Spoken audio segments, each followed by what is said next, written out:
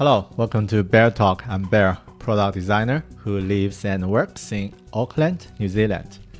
Presentation is one of the essential skills for every designer, and sometimes people are afraid of present to other people because of many reasons. And last week, I did an internal presentation with some stakeholders and a wider team to share what I've done in the last 6 months. And the time I only have 12 minutes. I did it in 11 minutes and the result was great. And for today's video, I want to share a few takeaways or tips that I give myself for every presentation. Let's get it started. So the first one is about to know your audience. This is about to consider who's going to listen to your presentation and what's their goal or how much context they understand about the project. And it's similar as a persona, right? So a family with persona as a designer. Think about your audience as a persona. And in general, if you share things for a smaller group with enough context, you can deep dive on details and engage with more discussions or Q&As during that session. But if you engage with a wider team, wider group with many audiences, and it's probably good to share the whole story, share the whole progress, and also to bring some basic context for the people at the beginning as soon as possible, and to scope down the topic you're going to share, not to go too much in details. And which leads us to the second point of a good presentation: storytelling. This is like a cliche, like everyone speaks about story, but I think it's critical and it's also quite important. And for me, when present a design project to people, even you don't necessarily to share a people's story, you can use some tips for storytelling. And for me, I use 2 tips in my last presentation. The first is to share the growth or the character growth. That's an easy way or a fancy way to say before and after. So before and after is a typical storytelling technique. If you show something current and what you can improve in the later, so that's the story. That's the one tip. And the other tip is to share is to use some analogy. I think that's one is it's easy to make some examples or to have some examples and to bring something that people familiar to your process. For me, I use Skrill game as an analogy for my design ideation process and select concept for prototype.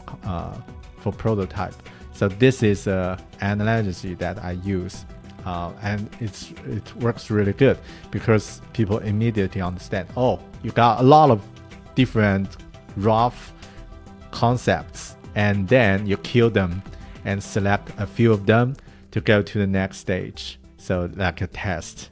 So that easy for everyone to understand. That's the storytelling skill. The third part is about make it visual. And I think that's our power as a designer to make things visual that people can understand it. And a picture is worse than 1,000 words. Definitely true. And it's not always need to be fancy. Sometimes you just use some sketches or like emoji is much better to describe the feeling. So make it visual. The third tip that I give myself is preparation.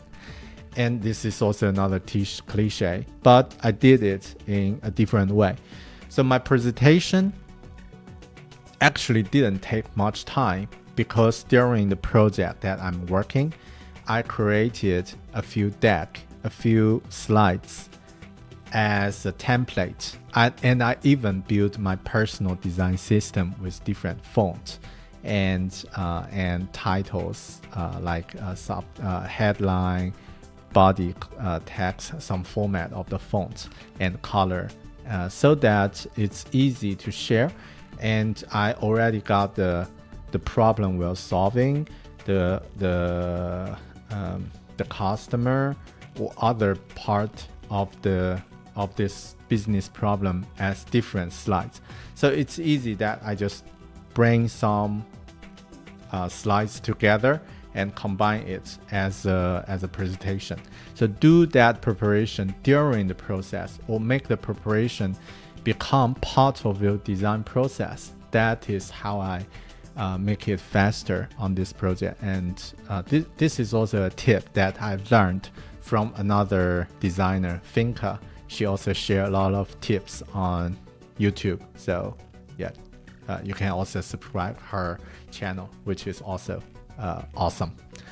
So yeah, that's the fifth part. And the sixth one is to write scripts. So this is a tip that I give myself as well. And I think it's not for all scripts, but at least some outlines. Because if you write things down, it can keep you focused, and it can keep you make it stay in time, not do it over time. And it's always like if you don't prepare much on the script, you will take more time than you expected. So write some script, even the outlines. And also it's quite a good way to save time. That's like a counter common sense. Like, oh, if I write down, it might take slow or it take more time to prepare, right? But actually, like for a 10-minute speech, a 10-minute presentation, according to our normal speed, you probably will say around 1,500 words in that 10 minutes. So if you write it down, it probably takes you 1 hour to write that 1,500 words. But after that, you don't need to do more practice, and you can always nail that presentation. Last tip: slow down. This is a tip that maybe underestimated by many people.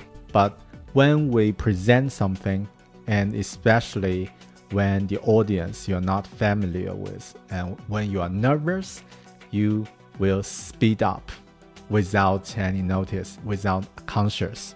And especially if you are a native speaker, you will speed up. So try to remind yourself to speed down, to slow down, and to give people some time to absorb the things, the information you're sharing. This is also critical. Right, okay, that's all the seven tips, 6 tips, whatever I give for myself to present anything. And this is on my to-do list for prepare a presentation. And I hope it will help you. So leave a comment if you have anything, if you have any thoughts and around this topic. And please stay tuned and stay subscribed to this channel. I will see you in another video. Thanks. Bye.